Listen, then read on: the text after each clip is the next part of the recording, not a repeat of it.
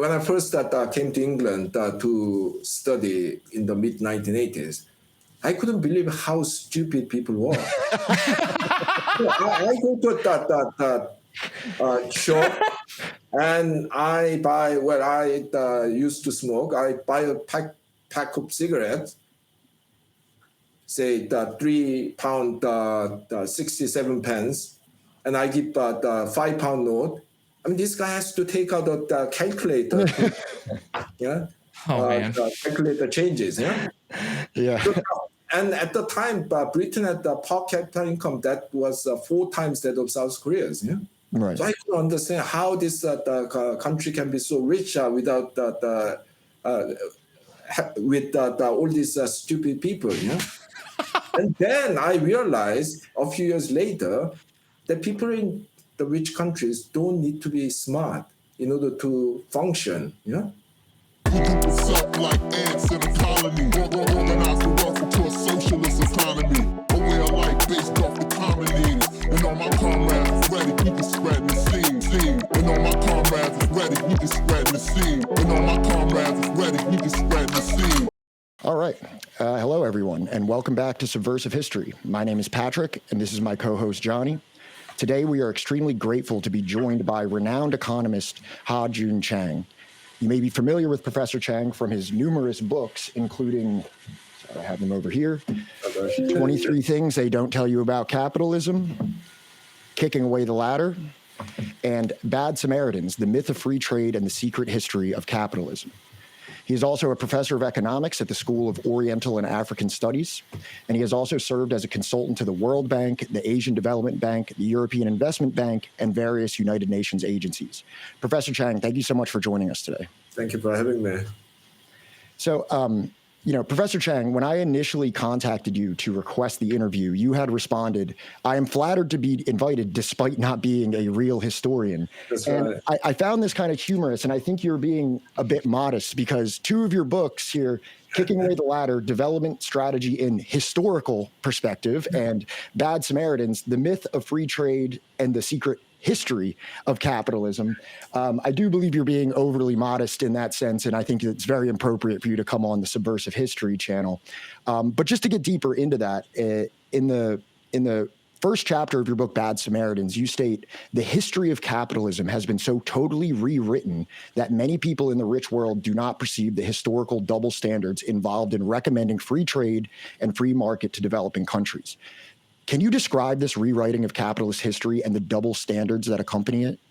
Yeah, so this kind of sanitized history, which I in my books called the official history of capitalism, is not always clearly spelled out. But whenever people write about the virtues of globalization, the worries about Donald Trump's use of tariffs, telling developing countries you need to dismantle all these barriers to trade and deregulate the economy, privatize state-owned enterprises. There's this implicit historical understanding that informs this kind of discourse, which is that in the beginning in Europe, at the dawn of capitalism, there was something called mercantilism. That system in which governments try to maximize their trade surplus by protecting their own home market, by giving subsidies to their producers to export, and poaching skilled workers from abroad, and giving monopoly rights to enterprises so that these people can expand their business. And the capitalism was like that in the beginning, but one brave country started to break away from the pack and started to forge ahead, which was Britain, which before other countries adopted free trade and free market policies, at least from the 18th century, and the country forged ahead and became the global hegemon by the 1870s, under which the first liberal world order was established. Now, liberal in the States, I know that is used to Right. social democrats, but Right.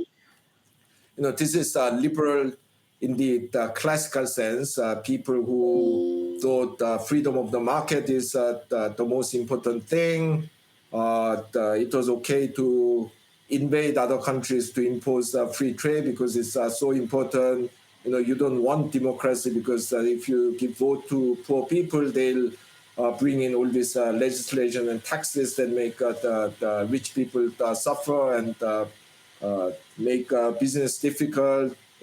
These were kind of what close to what the Americans called libertarians. Yeah. Yeah. So the first liberal world order was established in the 1870s. So the global free trade, yeah, and the free flows of the goods to a lesser extent, but compared to later period, much higher flows of immigration across borders, free flow of capital, and yeah, this brought about decades of the unprecedented prosperity until the First World War happened and countries started become defensive and started raising tariffs and become more nationalistic in their approaches.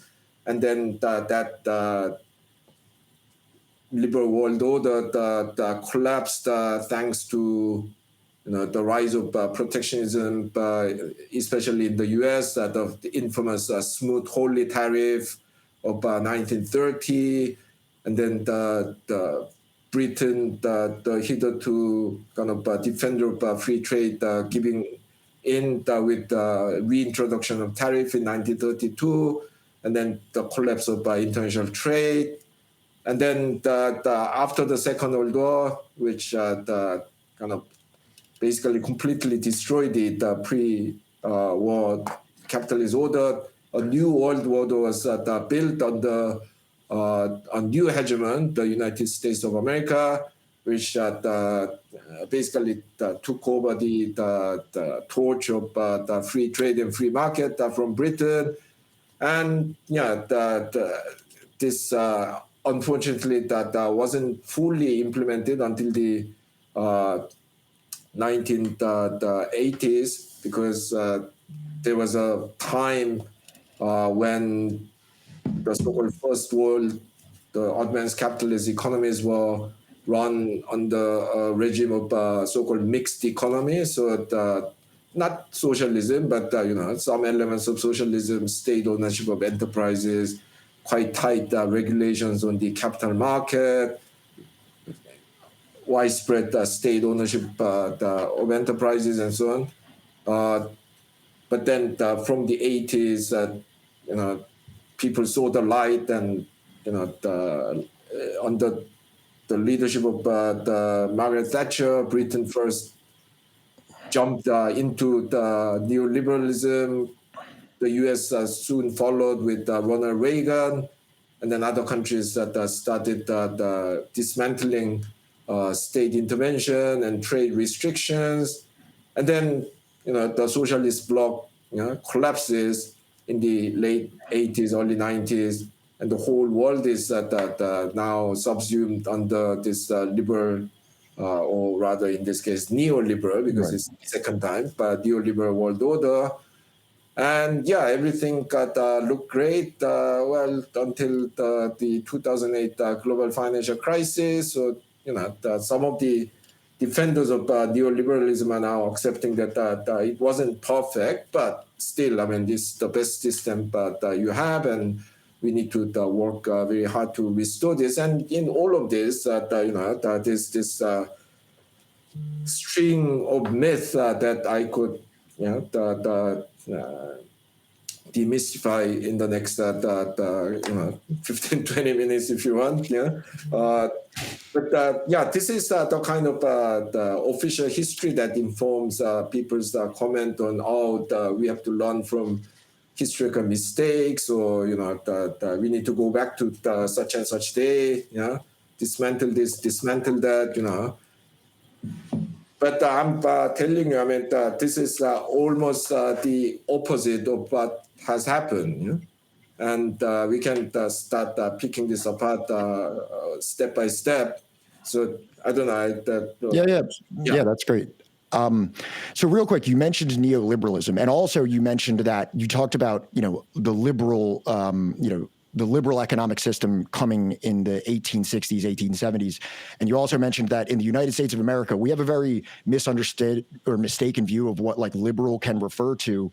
So when you say neoliberalism, could you just explain what neoliberalism actually is for anyone that's listening that doesn't actually know, that thinks that might just be a purely political term and not an economic term? Yeah. Yeah, so once again, to remind the listeners, the liberalism is not what people think when they hear the word liberal. I mean, the liberal there only means liberty in terms of making money, essentially. Huh? Yeah, right. So the most important thing is private ownership of property. So any state action that impinges on that, like, I don't know, the urban planning law or the trade restrictions, banking regulations were the kind of denounced. And yeah, the liberty, even in the narrow sense, that means only economic liberty. Huh? So this is why the gurus of the liberal economics in modern day, like Milton Friedman and Friedrich Hayek, openly supported the Pinochet dictatorship in Chile. Yeah? Right. Because for these people, the most important thing was to protect the private property from state impingement. Yeah? Never mind that that goal was achieved by killing thousands of people, dismantling the constitutionally elected government, and torturing people and so on, because for the liberals, in the classical sense, the most important thing is that the freedom to use your property. Yeah? So that's the liberalism, and for that reason, these people were actually against democracy. Yeah? In the 19th century, being a liberal didn't mean that accepting democracy. I mean, these people very openly said that if you give these poor people votes, they will install the laws and the systems that destroy private property and market economy. Yeah? So the democracy was not something that they wanted. Now, neoliberalism emerged in the 1960s and 70s. So that's well after the original liberalism, a century after, during which time there were a lot of important economic and political changes. Yeah? So, for example, in the political terms, democracy became the norm, at least in the advanced capitalist economies, and the neoliberals who were trying to implement the 19th century doctrine in the 20th century context couldn't openly oppose to the democracy. But what they have done is to argue, however, that you need to restrain the state. So that you have all these kind of academic discourses arguing that the state intervention is bad for the economy. The ability of the state to expropriate property owners is the worst thing that the government has. And yeah, I mean, these results are produced not even just by kind of the hardcore neoliberals, but the people who might be considered relatively progressive or liberal in the U.S. sense, like Acemoglu, who just got the Nobel Prize. I mean, many of his articles and books are basically impinged on this argument, that the state, the ability of the state to appropriate private property owners is negative for the economy. Anyway, so they accepted democracy, but they do everything to diminish the state. So first of all, they say government budget should be small. So small government, we don't want this big government. Cut spending, of course, particular types of spending are cut in practice. So that even if people who call for smaller government rarely advocate cutting military spending. Right. Yeah, they want to cut social spending. Right. They want to cut the subsidies, but not the subsidies that go to their core voters and so on. So practice is different from theory, but first of all, they want a smaller government, and they want a weaker government. So a lot of the functions of the government are now farmed out to politically independent agencies. So, for example, the independent central bank is the best example. Actually, the interesting thing is that the original liberals and some of the contemporary neoliberals like Hayek, they didn't support the central bank. They said that we want competition even in the supply of money. We don't want the government monopoly over the printing money, controlling the value of the money. So actually, these people are against having a central bank, but the neoliberals in general have adopted the central bank as their core institution and have been advocating making the central bank politically independent. Now, political independence sounds very nice, but what does it mean? It's that independence from democracy. Yeah. Right. You create politically independent agencies in the monetary policy, the utilities regulation, in some countries financial regulations. The World Bank for a while tried to promote what is known as autonomous revenue agencies, which used to be called tax farming in the pre-revolutionary France in the 18th century. So autonomous revenue agencies are basically these semi-public or even private agencies who are told, look, collect the $5 billion of taxes. We don't care how you collect it. And if you give us the money, the rest you can keep. So turning tax collection into the profit making. Of course, in the modern times, I mean, this kind of the idea that even in the African countries under duress from the World Bank wasn't acceptable. So it really didn't get to anywhere. But these are the kind of things they want. And then they having deprived the state all these important functions like monetary control, regulation, utilities, and even the tax collection in an ideal world for them, they still want to constrain the government even further. So they call for structural restraints on the government, the government's ability to tax and spend. So all these the balanced budget laws. I mean, the ceilings on the public debt, I mean, which paralyzes U.S. government every other year, In the U.S. case, this has a much longer origin. I mean, it's not a recent invention. It was introduced basically in the late 19th, early 20th century when the Congress wanted to control the ability of the executive to wage foreign wars. So they set this ceiling so that the government cannot raise the further debts to finance the war, only that they forgot to put it as a percentage of something.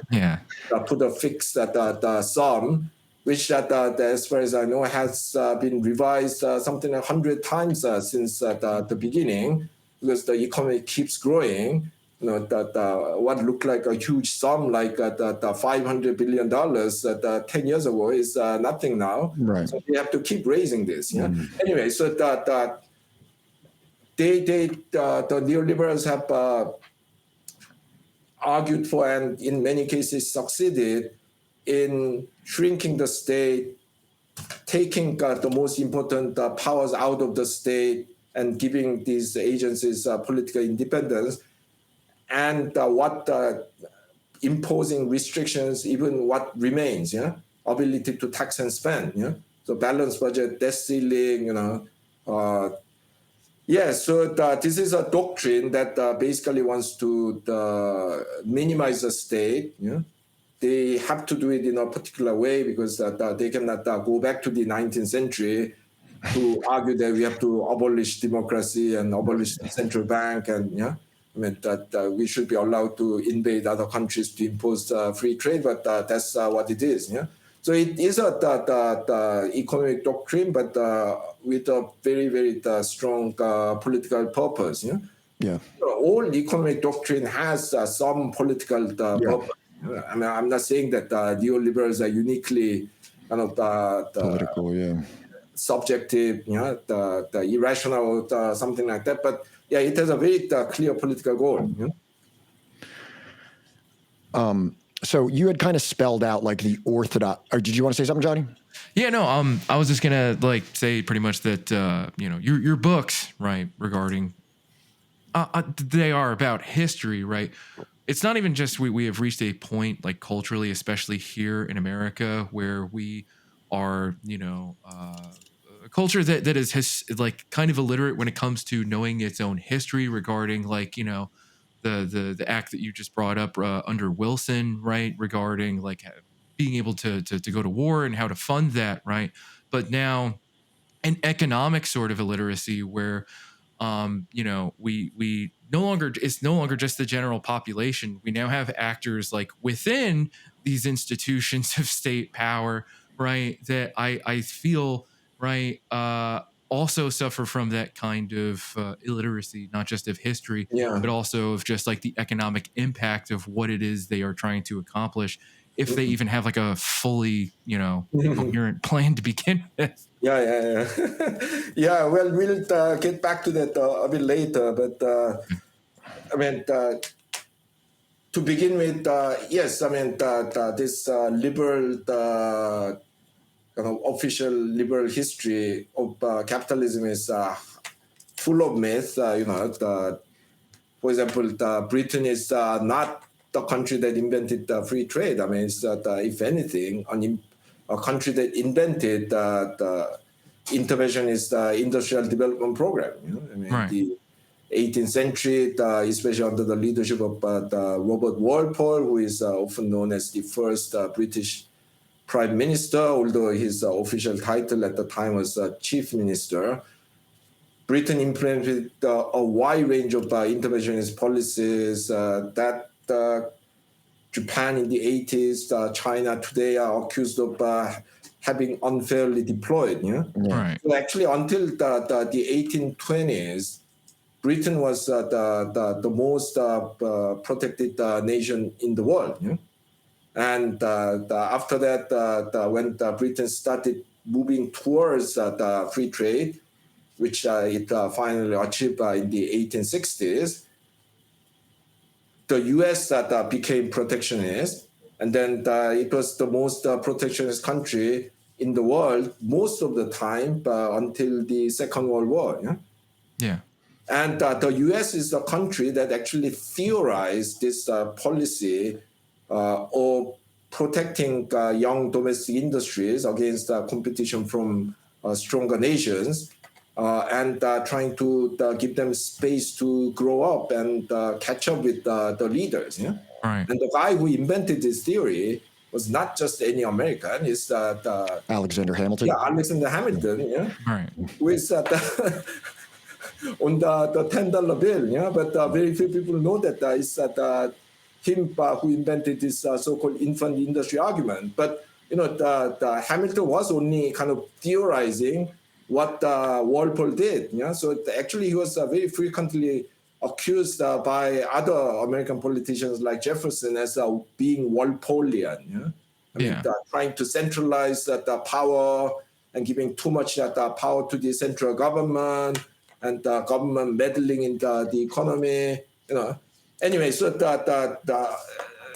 these two countries, which if anything, were the inventors of protectionism, have been parading as inventors of free trade for the last 150 years. And then once they reach this hegemonic position, they lecture other countries that, oh, you should do this, you should do that.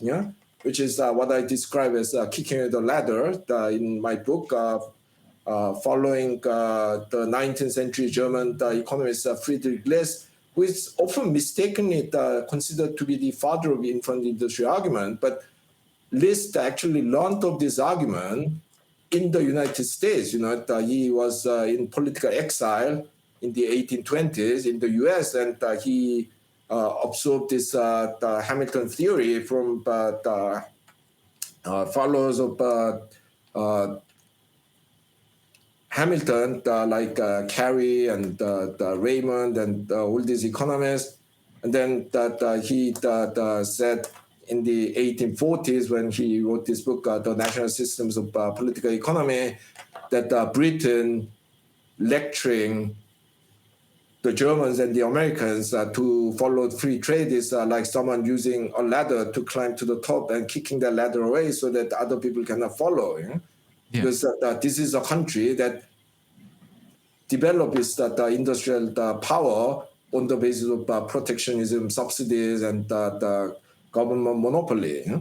So that's the biggest myth behind all this the liberal history. But also, for example, describing smooth holy tariff as a kind of huge departure from American tradition of free trade is laughable, because at the time the U.S. was the most protected economy in the world, literally.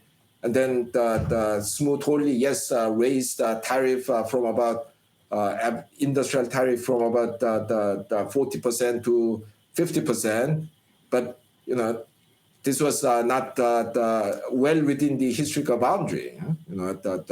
During the times of Abraham Lincoln, who was a huge protectionist, the U.S. average tariff was over 50%. Yeah?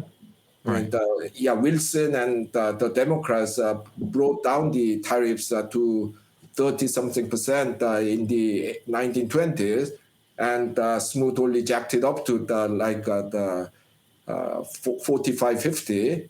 So if you just look at that period, it looks like quite a big increase, but in the bigger scheme of things, it was just within the boundary. And then the myth that Smoot wholly destroyed the international trade is completely wrong. First of all, after Smoot wholly, not many countries actually raised the tariff in a retaliatory manner. Yeah? I mean, there were some countries like Italy and Italy and Spain, which raised the tariffs quite a lot, but it was basically they were so weak, they couldn't deal with the consequences of the Great Depression with the free trade. But in countries like Germany, France, I mean, the tariff increased a bit, but not a lot. Yeah? So that trade war wasn't even as serious as what we are beginning to witness with the actions of Mr. Trump. But also the eminent economic historian, the emeritus professor Peter Temin of MIT have shown in many of his works that international trade collapsed after the Great Depression, not because of the tariff war, but basically because of depression. Yeah? He showed that it's basically the lack of demand that reduced the trade, not kind of the increase in the tariffs. Yeah? Right. He also showed that the lack of the availability of trade finance, which is quite important when you're trying to export to a foreign country, because it takes a long time for things to get there, come back, you get paid, and so on. So, actually international trade requires a lot of finance and insurance. But Temin showed that these basically dried up. So the traders couldn't risk it. So all of this, just about every bit of this history is misleading. The rich countries of today, especially the US and the UK, used a huge amount of protectionism when they were developing countries themselves, and they dismantled these tariffs only when they became the superior and didn't need these protections. Yeah. they all use that extensive state subsidies. I mean, not all of them, but many of them use that state-owned enterprises. And so many things that they tell today's developing countries not to do. So if you are operating with all historical narratives have the shortcomings, blind spots, and so on. But I mean, there's nothing as comprehensively misleading in the old areas of historical narratives as the history of the free trade. I mean, but if you are operating with such a faulty narrative, then you are bound to get so many things wrong. Yeah. So another interesting point that you had raised is that developed nations would routinely weaponize free trade policies against nations that they had colonized or otherwise hoped to exploit. You reference unequal treaties such as the ones imposed upon China following the Opium Wars as an example of this. Do these historical examples betray an inherently exploitative element of free trade policies? And furthermore, would you say this dynamic is still being utilized today in the era of neo-colonialism and neoliberalism in places like Africa?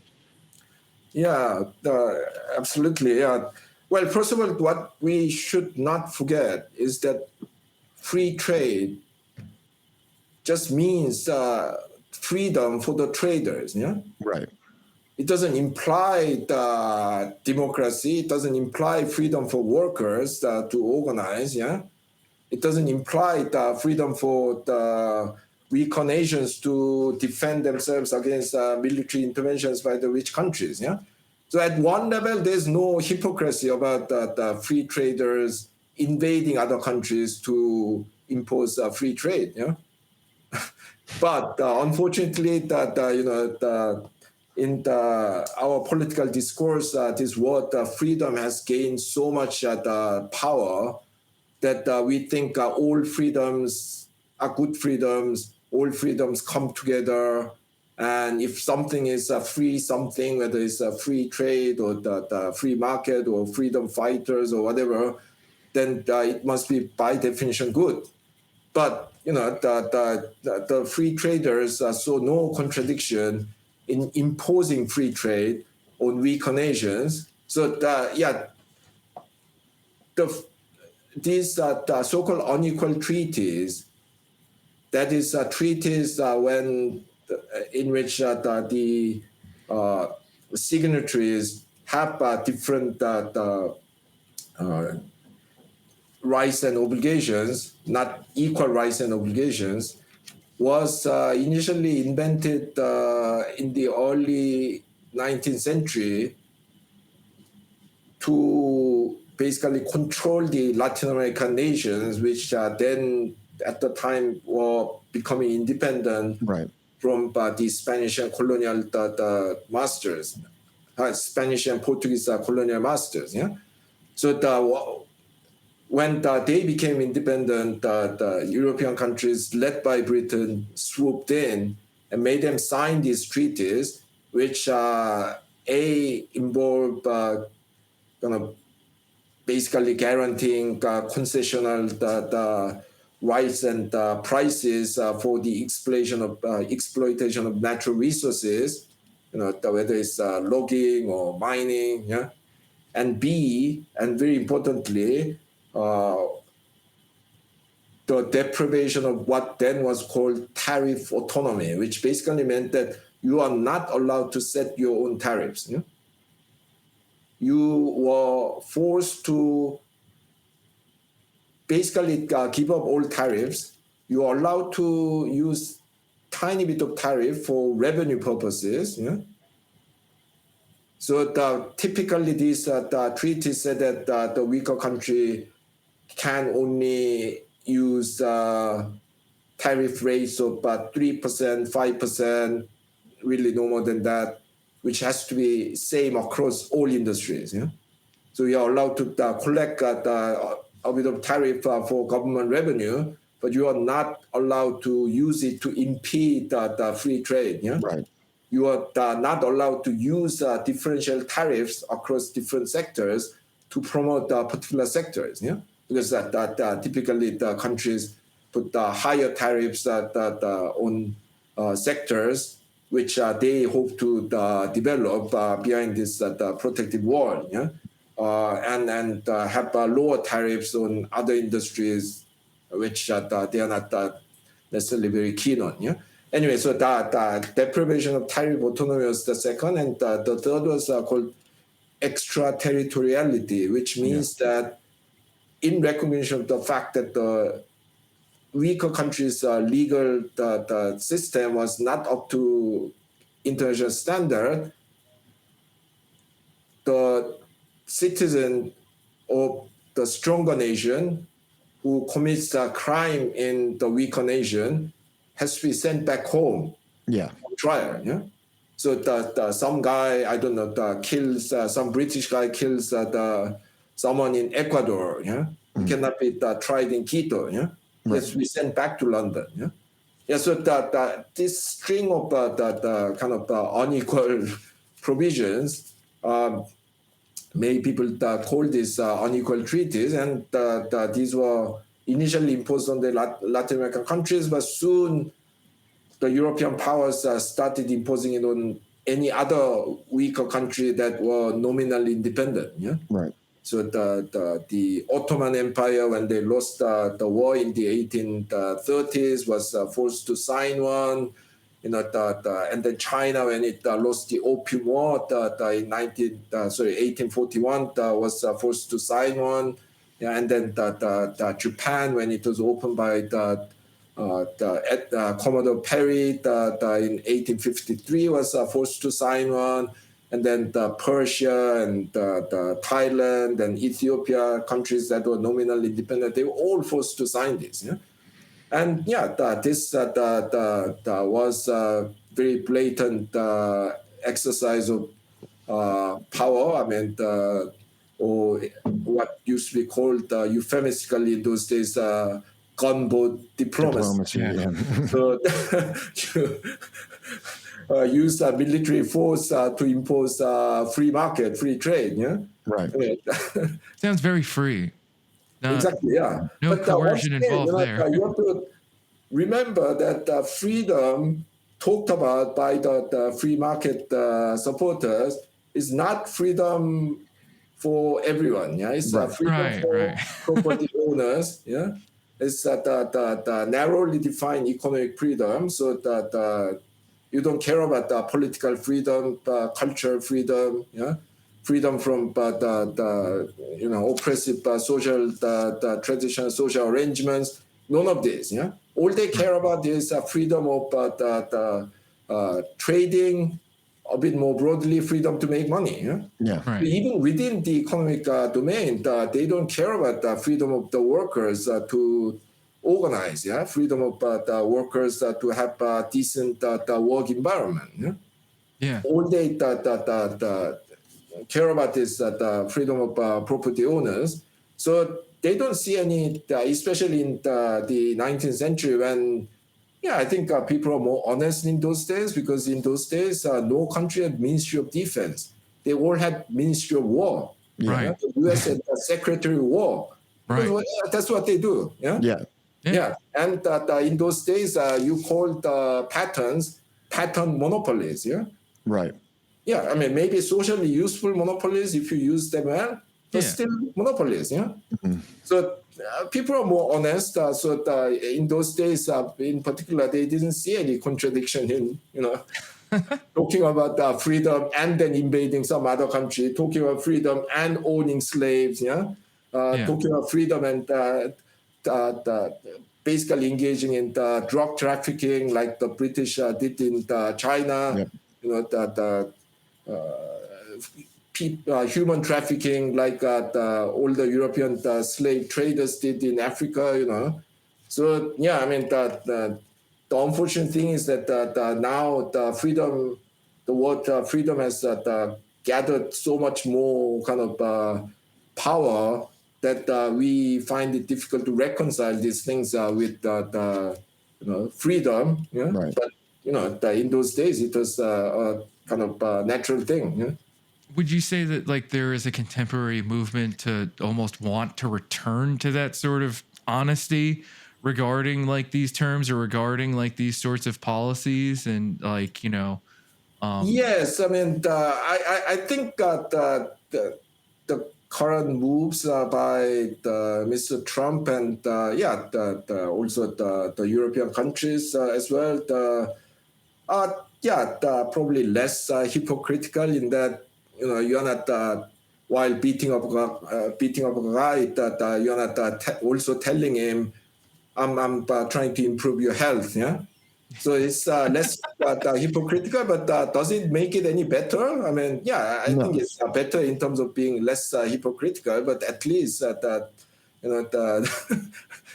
uh, but beyond that, I mean, you are doing something even worse, yeah. So yeah, I think I'll take the slightly better behavior with hypocrisy any day over really violent bad behavior chiropractic. without hypocrisy. Yeah? So in your book, I think, to continue this kind of power imbalance is, I mean, still prevalent. I mean, we pretend that every country is equal because you have the United Nations. Yeah, of course, we also have to remember that 5 permanent members of the Security Council has veto power there. We pretend that the world is equal because you have the WTO where it is even unlike UN, the one country, one vote, which is exactly why the rich countries have disengaged from the WTO. Because in the beginning, they thought they could bully the developing countries into behaving, but they found that they cannot anymore. So, I mean, even before Trump, the U.S. has started disengaging with the WTO. The Europeans are now beginning to do that. So yes, I mean the whole global power structure is still there. I mean, a bit more the hidden, less brutal, without the worst element like slavery and open colonialism. Well, I mean, a lot of people argue that we still have the slavery, de facto slavery, but it at least isn't as open and as on a large scale as it used to be. So I'm not saying that the current order is the same as the 19th century world of colonialism and unequal treaties and gunboat diplomacy, but that power imbalance is still there, and it's deeply affecting how the world is run, deeply affecting how developing countries can exercise their sovereignty. And then you describe a period in the 1960s and the 1970s, which was referred to as the Industrial Revolution of the Third World, in which nations in the global South pursued protectionism and state intervention. And these policies significantly improved their economies after achieving independence from their colonial status. Later, these nations would be coerced into adopting neoliberal policies in the 1980s and onward. Can you describe the effect this transition had on their economies? Yeah.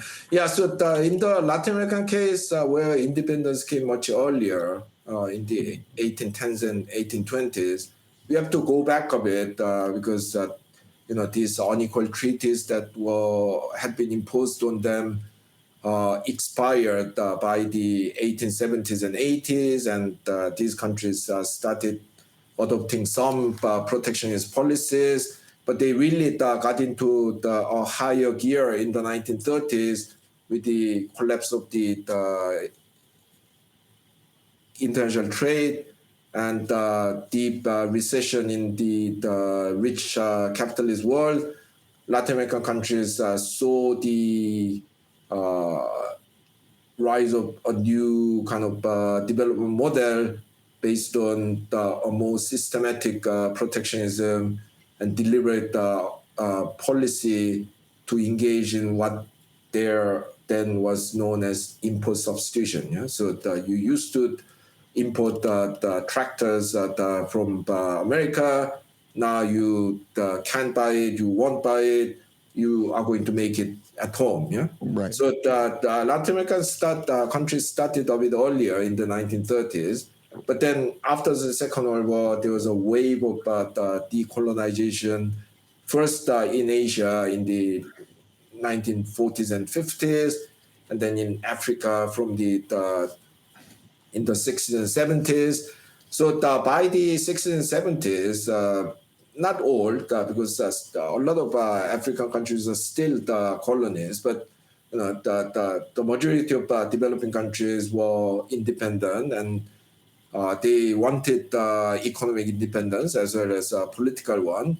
So they started engaging in, well, essentially infant industry protection. Yeah? So we want to be able to produce the manufactured goods, not just export our coffee and cotton and these things. And they used protectionism to create the space in which these industries could grow, and they subsidize many of these industries, because in the beginning, even with protections, it's difficult for very young enterprises in a developing economy to compete with the American and European companies. And then, because they lack a decent capitalist class, many of them set up lots of state-owned enterprises. Yeah, all of these policies were not very successful everywhere, but there are some countries which created so-called economic miracle during that period, like my native South Korea and Taiwan and Japan, of course. And then, even in the rest of the developing world, there was very strong economic growth and quite a high degree of industrialization. Yeah, so to give you some numbers, for example, the per capita income in Latin America grew at the rate of 3.1% per year in the 1960s and 1970s. Yeah? I mean, you might say, well, what's 3% not a big deal? But it is a big deal. During the Industrial Revolution in the 19th and early 20th century, the rich, today's rich nations in North America and Europe, they were growing at basically between 1 and 1.5% per year. Yeah? During the so-called golden age of capitalism, under the mixed economy regime in the 1950s, 60s, and 70s, per capita income in the rich capitalist economies were growing at 3%. And the Latin American countries are matching that. Yeah? I mean, 3.1% looks at low, because you have countries like Korea that grew at 6% and China that grew at 8%. But it's a huge progress. Yeah, and some countries even managed to create kind of internationally competitive firms. Yeah, Brazil during this period created Embraer, the aircraft manufacturer, which is now the third largest manufacturer in the world.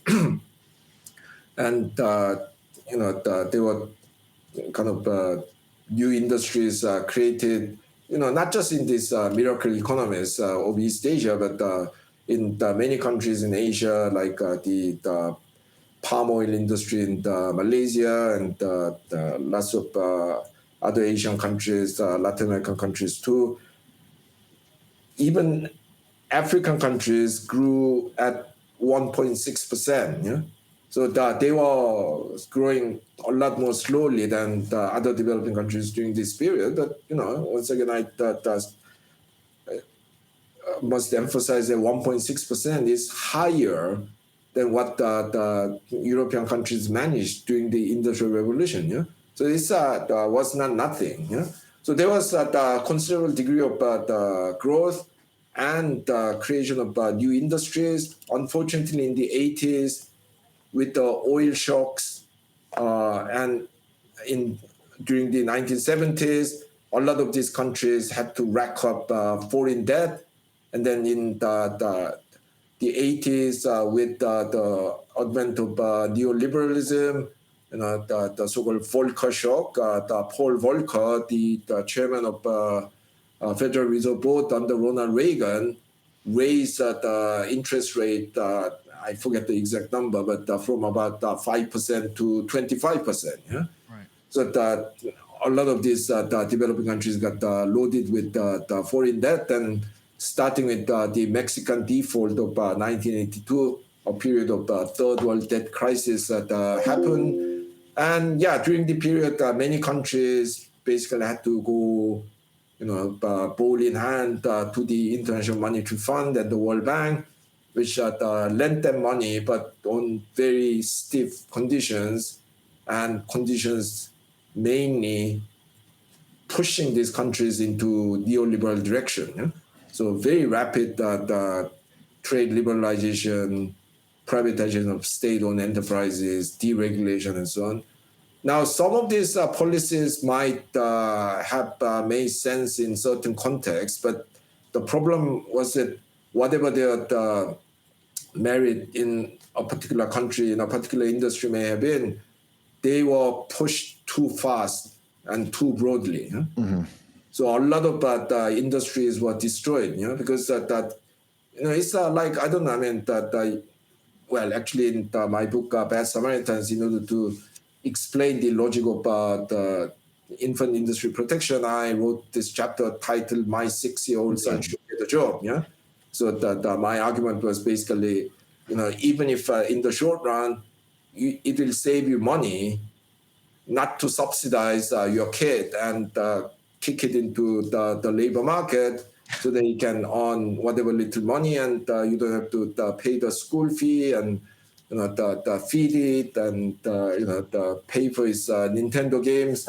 In the long run, it's much more the sensible to nurture and protect this kid, to get educated and grow up. And then, you push it into the other market. You said he might be a great street hawker if I put him out onto the street at 9 years old. He might be a great street hawker or newspaper boy, but he'll never be a heart surgeon or a radiologist or anything like that. And that's like how you compare it to industry as well. Yeah. So if I extend the logic to this episode, it's like this 6-year-old kid was being protected and was going to school and so on. And when he's 11, suddenly these the people from the IMF and the World Bank come and say, now you have to work. Yeah. No more protection. Yeah. Okay, so it's better than 6-year-old kid, but you are still only 11. Yeah. What are you going to be? Yeah. Yeah, maybe you can learn how to fix bicycles. Yeah. Yeah. But once again, you are never going to be a trained civil engineer or an architect or the neurosurgeon. Yeah. Yeah. So that's what happens. So a lot of these countries experience what is known as premature deindustrialization. Yeah. So this is a term invented by my former colleague at the University of Cambridge, this Chilean economist Gabriel Palma, who looked at the trajectory of deindustrialization, which describes the process in which countries first industrialize, and then the share of industry declines as your income rises and as your productivity rises, so that you don't need so many people to produce manufactured goods. Yeah? And so the manufacturing industry eventually declining in importance is a natural phenomenon. But Palma noticed that, look, these the countries in Africa, Latin America, they are experiencing this deindustrialization at a much, much, much poorer level than what the US did, or the France did, or the South Korea did. And a lot of it was basically the result of this excessive and premature liberalization. Yeah? I mean, basically they stopped the kids' education when they were 11. Yeah? And the result shows, I mean, even in terms of overall growth, you go to Latin America, a lot of people complain that, bad old days of the import substitution. But I told you that the per capita income during that period was growing at 3.1%, on average. in the next 40 years of neoliberalism, per capita income in Latin America grew at 0.8%, yeah? Right. At 1/4 the rate. Yeah? Yeah. In Africa, it was not great, but still growing at 1.6%. In the next 40 years, it grew at 0.3%. Yeah? Yeah, this means that average per capita income in Africa as a whole in say 2020 was only 6-7% higher than what it was in 1980. Yeah? China used to grow that much in half a year. Yeah, yeah. So that complete stagnation. So what are you talking about? I mean, this neoliberalism. Neoliberals say, oh yeah, we may increase income inequality, but we at least make countries grow faster. Yeah? This is another total lie. Yeah? I mean, just look at these numbers. Yeah? I mean, the world economy as a whole that used to be growing at something like 2.8% during the period of mixed economy in the 50s, 60s, and 70s. In the neoliberal period, it has been growing only at about 1.4, 1.5%. Yeah? And this is despite the super growth of China, Right. which didn't use these neoliberal policies. Yeah? Right. I mean, in the case of Latin America, Africa, basically the growth has evaporated. Yeah? So, I know we don't have a ton of time left, so I have to get your opinion on some some contemporary issues that are going on here in America. Your books, obviously tariffs figure prominently in all of your books and how they were used and how they were beneficial in a lot of cases. Tariff is now an extremely popular word in American political discussions. Yes. Following Donald Trump's recent economic proposals, as someone who has studied the subject of tariffs so extensively, what is your evaluation of Donald Trump's economic positions?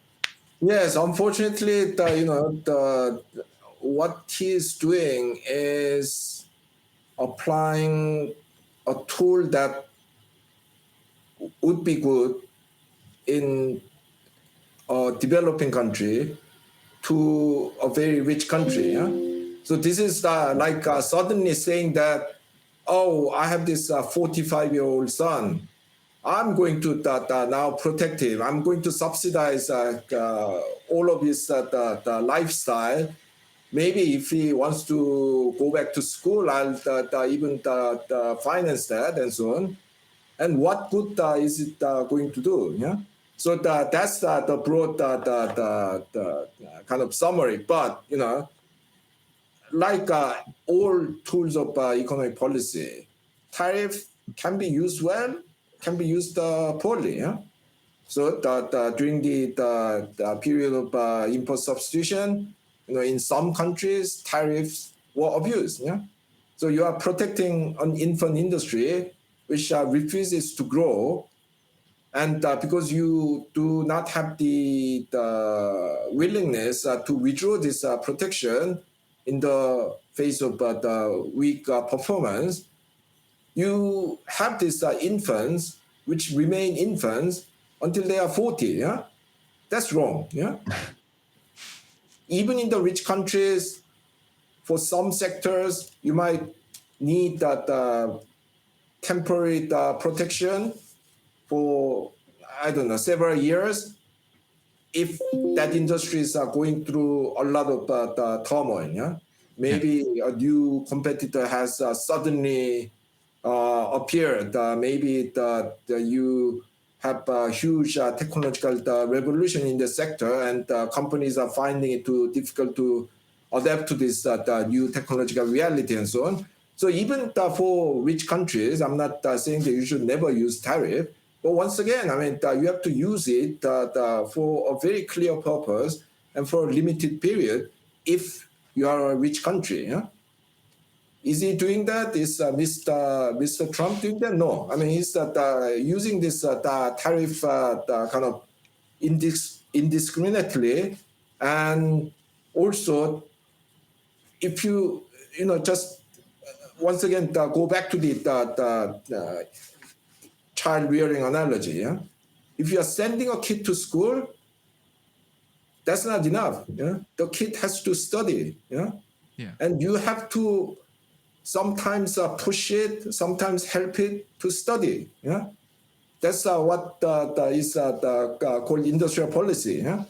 So, Mr. Trump's approach is that, yeah, I'll give you protection. You can do whatever you want.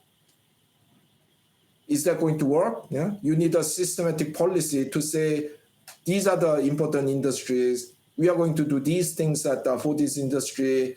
In return, they have to perform like this. They have to deliver this amount of jobs. Yeah. They have to pay this amount of taxes. There's no policy there. Yeah? Even worse, your country has this pathological financial system. Yeah?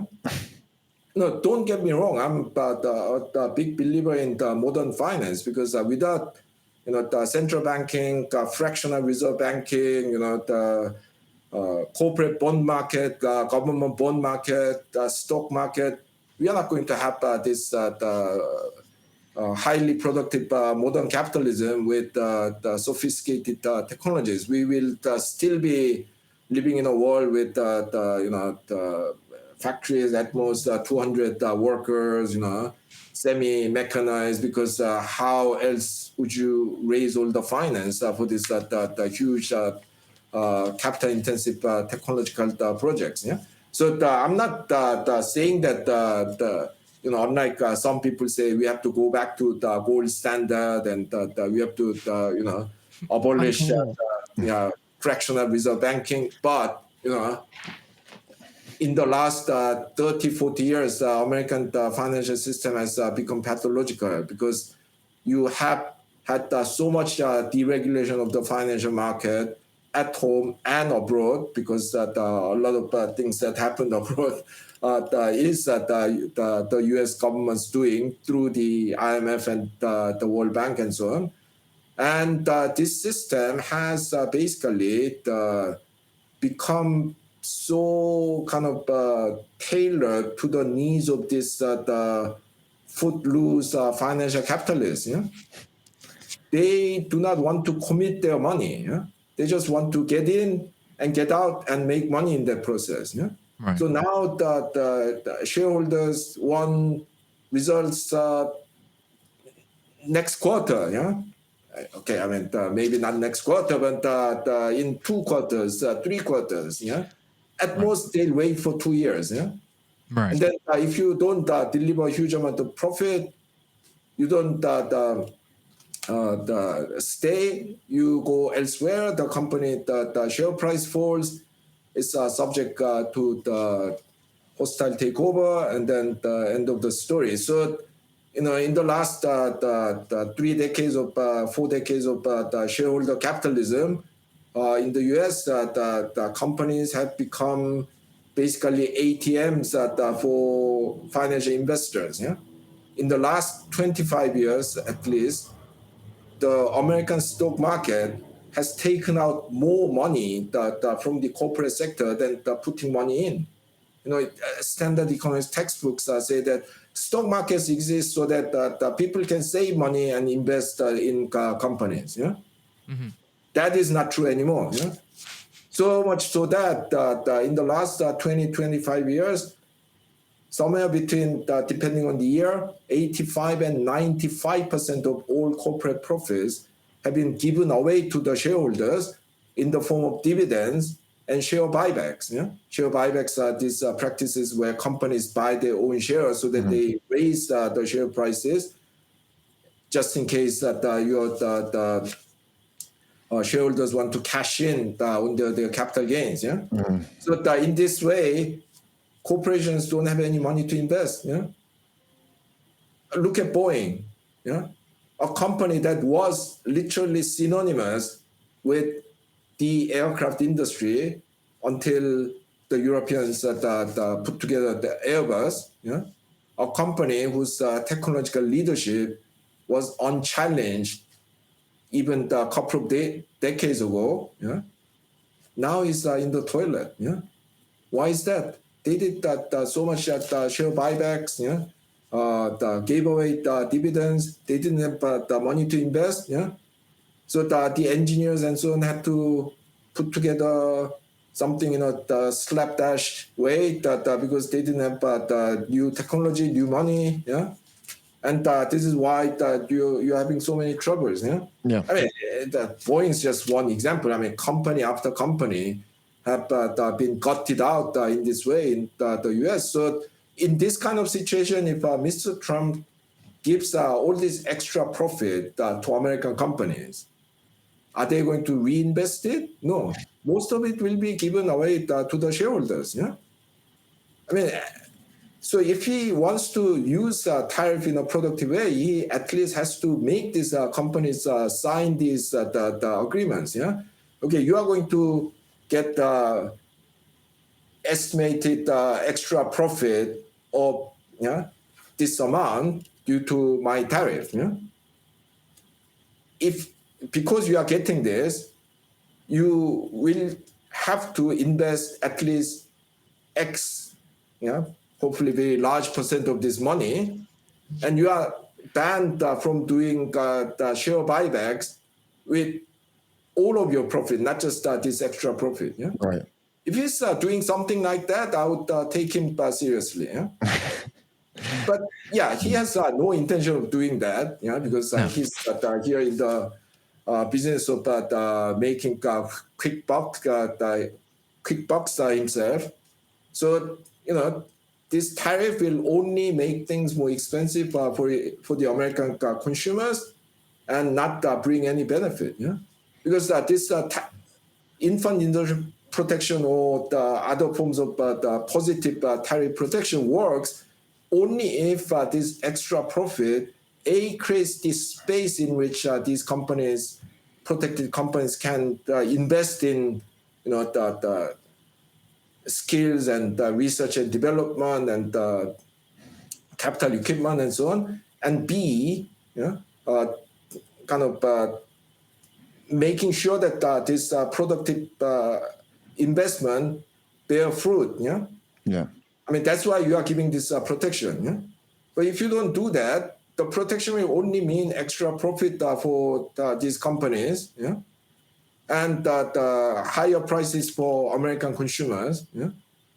And what will be there at the end of this process 5-10 years later, even fatter the corporate cats, and even more American consumers under the pressure because China, Canada, Mexico, these countries are supplying huge amount of the everyday product that the ordinary Americans are consuming, and those will become more expensive.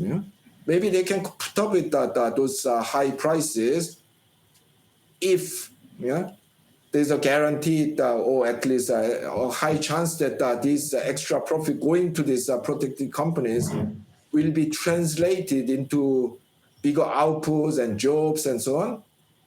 But without that, why should the American consumers put up with it? So Donald Trump's proposed reasoning for these tariffs, he says that he wants to bring manufacturing back to the United States. He wants to revitalize manufacturing. You had mentioned this process of industrialization, and then as countries get richer, they tend to deindustrialize, which I believe has happened in the United States to some degree. Is it even economically viable to try to use tariffs to reinvigorate American manufacturing with our current population workforce? And will there be a revolution in American manufacturing due to these tariffs? Well, unfortunately not, at least in the way it is designed now, because maybe for one or two particular sectors that are very kind of focused and high tech, like semiconductors, maybe it's okay, because you can bring a factory to a place, and then run it there, Yeah. But the trouble is that most of the time these industries require a huge kind of infrastructure, and I'm not talking about roads and railways and that kind of thing, yeah? Because that factories need workers with the right skills. Yeah, they need universities doing research. Universities in the neighborhood doing research in the right area. For example, why is University of Rochester so renowned in the optics? Yeah, because Kodak used to be there. Yeah, you need firms that can supply the inputs. Yeah, I mean, unfortunately, the U.S. has destroyed so much of this in the last 3-4 decades. Yeah. They don't have the capacity to bring these factories and create a lot of new industries and new jobs anymore. Yeah? I'm not saying that this cannot be done. I mean, with determined effort for 2-3 decades, Yeah, decades. Yeah. it can be done. But if Mr. Trump thinks that he can just impose these tariffs and all the Korean firms and German firms will run along and set up factories in Alabama, good luck. Yeah, It's actually kind of funny. Forget that, especially because it's estranged the Europeans so much. Now I think that a lot of these guys will say, okay, forget the United States. Yeah? We'll sell and buy to each other. Yeah, Mm-hmm. Johnny. It's actually kind of funny that you mentioned, right, the like roads and farms, like, because our infrastructure, I believe, like 2 or 3 years ago got like a C-, right? Yeah, and in terms of like what those tariffs could even be invested in, or even having a workforce like, that could be productive, like we have a crumbling infrastructure, right, for the last 2 or 3 decades, right? That, like, jobs have increasingly been, like, sent outside of, right, our economy.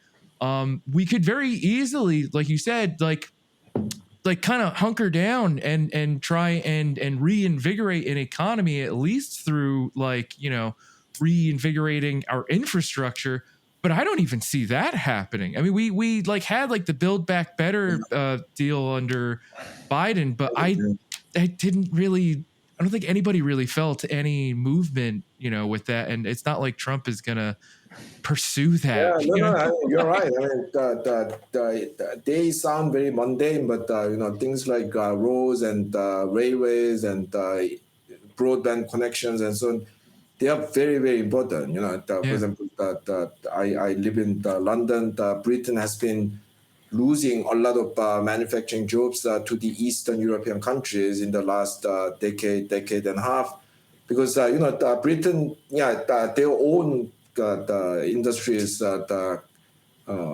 declined even further than in the US, but at least it was getting quite a lot of the foreign investment, because it was part of the European Union, and then the people spoke English, and then it had decent kind of still infrastructure. But now that the Eastern European countries have been getting all this infrastructure investment from the European Union, because the European Union has this policy called cohesion policy, which basically provides huge subsidies and investment for infrastructural development in the backward economies. Yeah, so countries like Poland and Czechia and Slovakia, they've been getting a lot of these investments. Now that they have the skilled workforce who speak decent English, and good infrastructure, and Britain has gone out of the EU, they're all moving to those countries. So things like worker skill and the physical infrastructure, like road and railways, they sound very mundane, but they are very, very important. I mean, if you actually do surveys among the CEOs of the transnational corporations, and ask them, what factor do you think are the most important when you decide where to invest? The two items that come at the top, sometimes one is number one, sometimes the other is number one, is quality of labor force and infrastructure. Yeah? Right.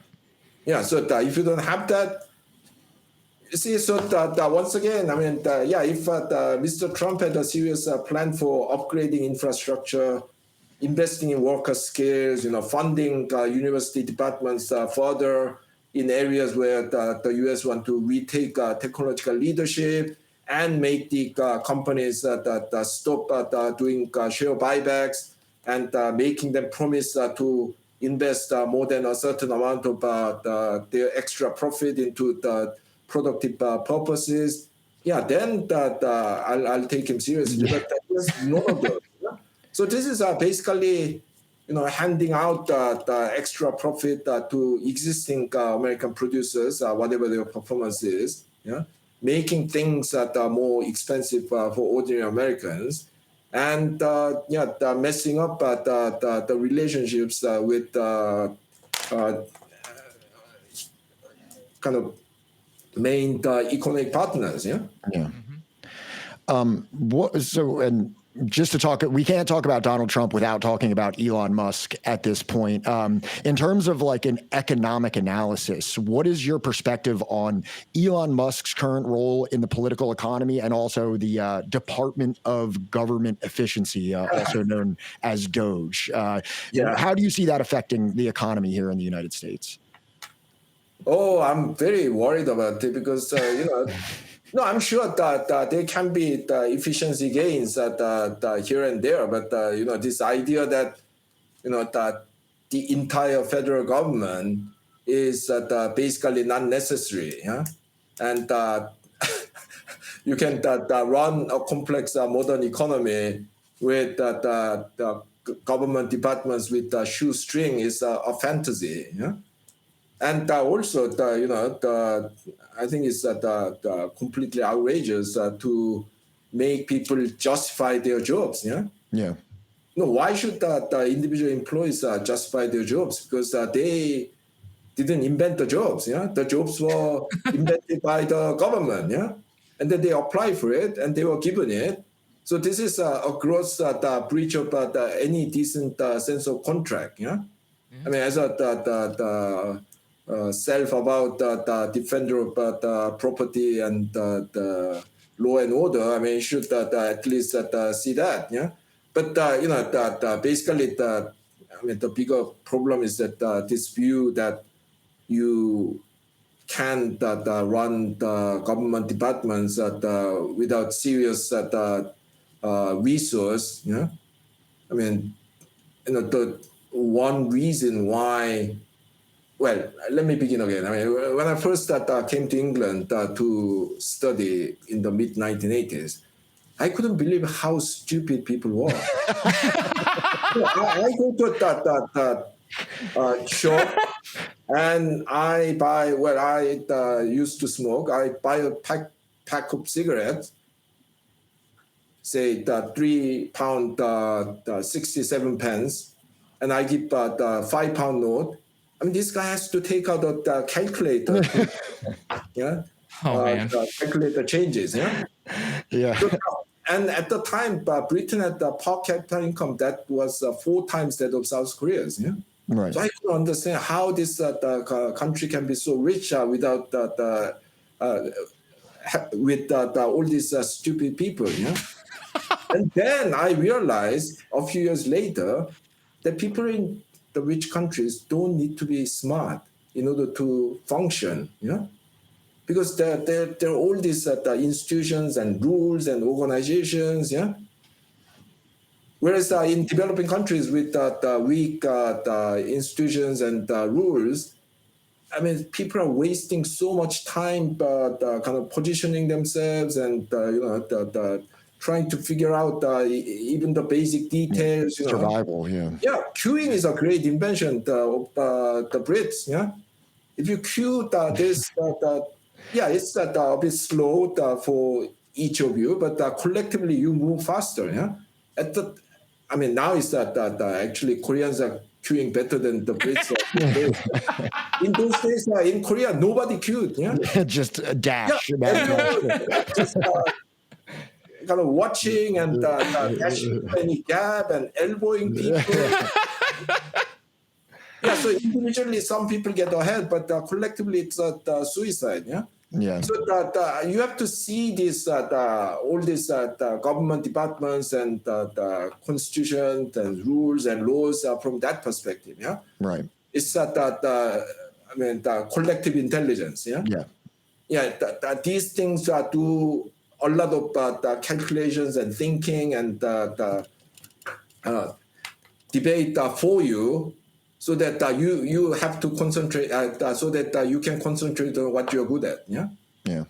So this idea that somehow these government departments are all kind of a bunch of inefficient people is just so wrong. Yeah. I mean, the U.S. Functions in the way that it does only because you have these government departments. Yeah. Yeah. Okay, if you are setting up one particular company, and I mean, even there, Mr. Musk got messed up a lot. I mean, look what he did to Twitter.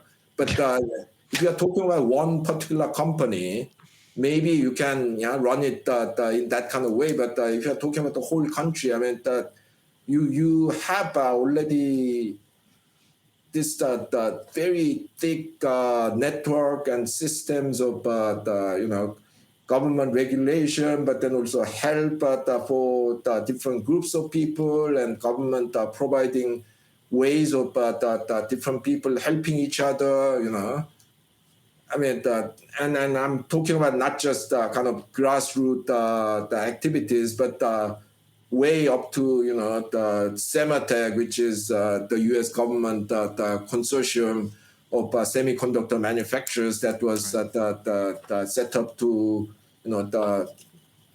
maintain the U.S. technological leadership in semiconductor and so on. So there are all these functions that the government departments do, simply because that you don't see these things, simply because you don't understand these things. Right. It doesn't mean that these people are wasting money. Yeah. Yeah. Right. What about the topic of like immigration? Obviously, Donald Trump has focused his campaign enormously on fighting immigration, deporting immigrants. When I thought about everything in its totality, we get so much of our produce from Mexico, and then we're going to tariff them 25%. And then simultaneously, we're going to eject a huge portion of the domestic workforce that works on our farms and in our agriculture. How do you see like the immigration factor playing into the economy when we're deporting a bunch of immigrants that we use as labor while also tariffing one of our major trading partners in terms of produce? Yeah, no, this is madness. Yeah. I'm not an economist. But just for me, like in like a 1 + 1 = 2 type thing. Sure. Tariffing. No, yeah. Exactly. Yeah. No. It looks like our country's being run like Twitter.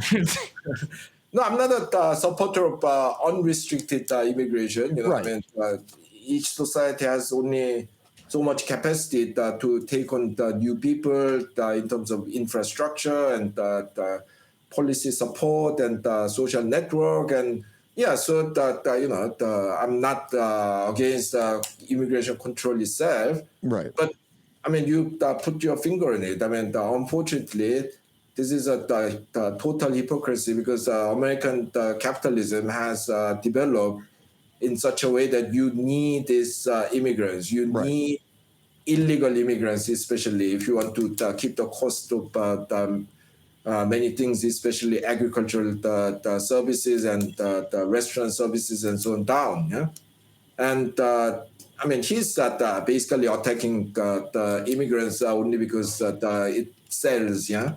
Politically, right. One well, I don't know whether you can call it good, but one good thing about Mr. Trump is that he has no principle. Yeah, right. So he's not ideologically committed to anything. Yeah, he is doing things only because he thinks it will serve him to increase his power and money. Yeah, so in that sense, that he's not like, I don't know, Hitler or these people who are inherently against foreigners. He's doing it only because that gets vote. Yeah. Yeah. So, but I mean, once again, I mean, this will immediately create a huge inflationary pressure. Yeah. I mean, you're eating out your strawberries. These are going to become a lot more expensive if he really controls immigration. Yeah. Yeah. But I don't think he will, Okay. because he's making all these noises. But he will be told by the agricultural capitalists in California and the Association of the American Caterers that Mr. President, that you need to tone this down because that we are going to go bankrupt. Yeah. Right. So just one last question for you here, because I don't want to abuse your time too much, and feel free to make this a brief answer if you want. But I also just wanted to ask you about the current situation in Argentina. Obviously there's this leader, Javier Milei, who is now in power there. He's a self-pronounced anarcho-capitalist. You see some things where it's like, oh, inflation is being lowered in Argentina, and they're pointing to that as a good thing. In your book, Bad Samaritans, and in 23 Things They Don't Tell You About Capitalism, you talk about how lowering inflation isn't necessarily like a good economic indicator because of other effects. But they've also been pointing that poverty has grown there quite a bit. Can you just give me your kind of perspective on the economic trajectory of Argentina and how you see its future? Yeah, Argentina has suffered from very high inflation for a long time. Yeah? And he basically got into the office by promising to control this inflation. But the way he has done it is very short-sighted. It's not just him. I mean, a lot of the Latin American presidents and finance ministers who have tried to control inflation have done similar things. Yeah, basically kill the local economy. Yeah, so that I mean, if you raise interest rate, revalue currency hugely, you link it to US dollar. It's going to bring down inflation, but it's not going to cure the cause of the inflation. Because the trouble is that inflation can happen for many different reasons. Yeah, one might be as sometimes it is that you have for whatever reason printed too much money. Yeah, I mean this is the experience of German hyperinflation in the 1920s. But even that has a root cause, which is that basically you lack supply. Yeah? You don't have enough things. And everyone wants some of those insufficient things. And in order to deal with it, an easy way out is to print money. Yeah. So in that kind of situation, stopping printing money might be kind of in the very short run effective, because there's less money that people cannot keep bidding the prices up. But you haven't really caused cure the root cause of inflation, which is the lack of supply. Yeah? So even in the Argentina case, first of all, this is like chemotherapy. Yeah. Right. Yeah. You are basically giving the economy poison in the hope that cancer cells get cured before the person. Yeah. Yeah. So you have done this, and it weakens the economy in the medium term, because the level of economic activities are depressed. A lot of people are unemployed. The poverty is rising.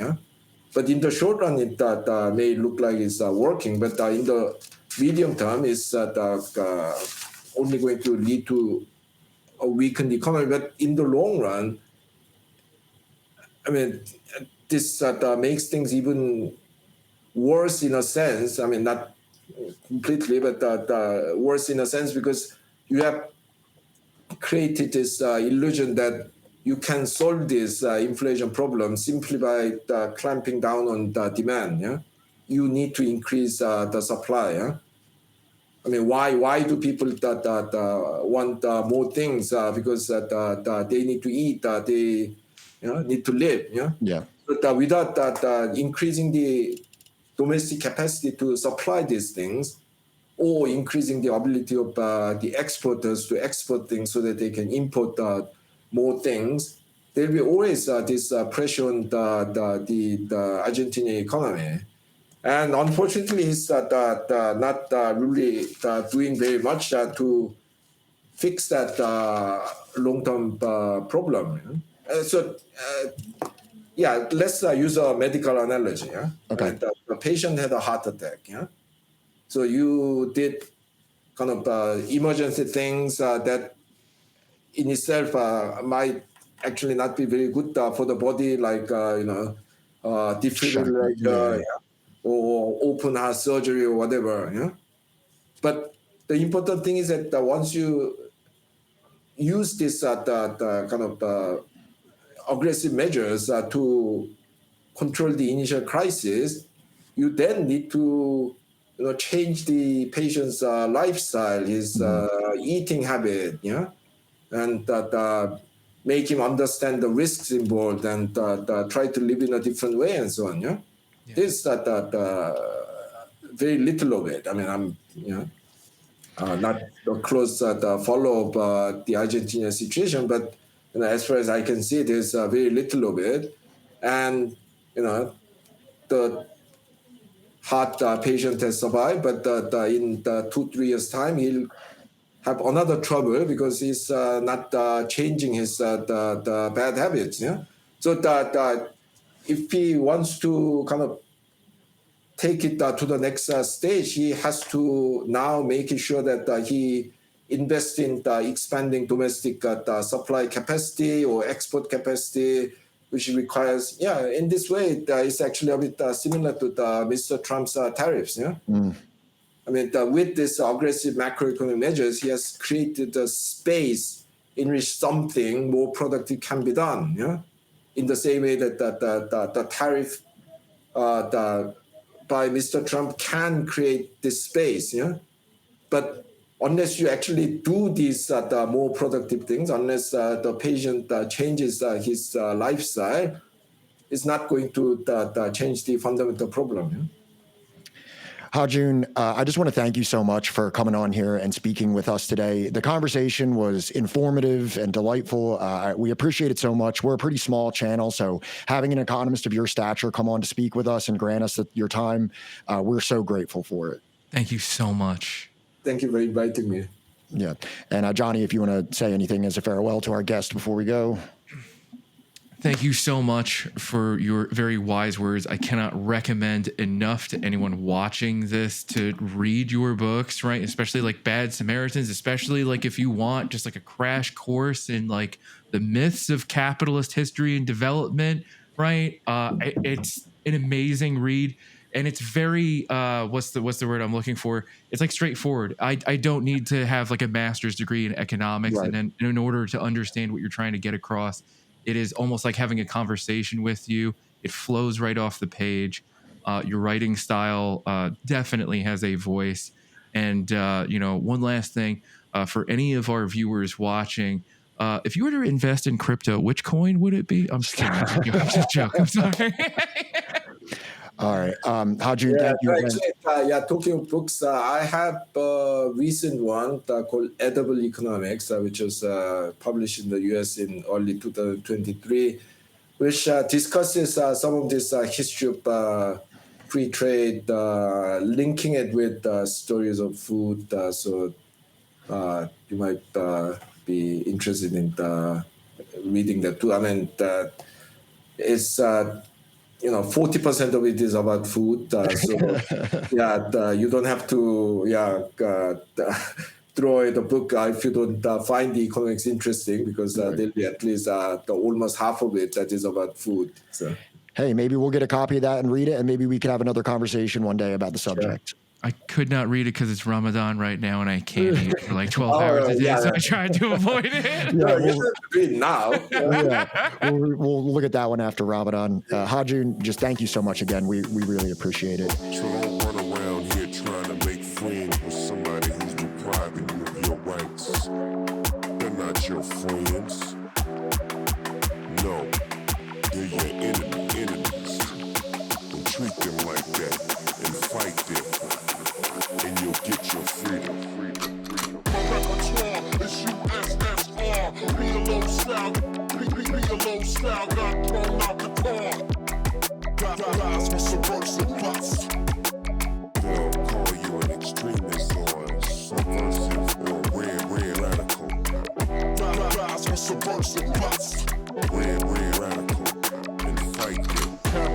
Capitalism and democracy, capitalism and democracy are not synonymous. We group us up like ants in a colony, organize the wealth into a socialist economy. A way of life based off the common needs. And all my comrades is ready, we can spread the scene. And all my comrades is ready, we can spread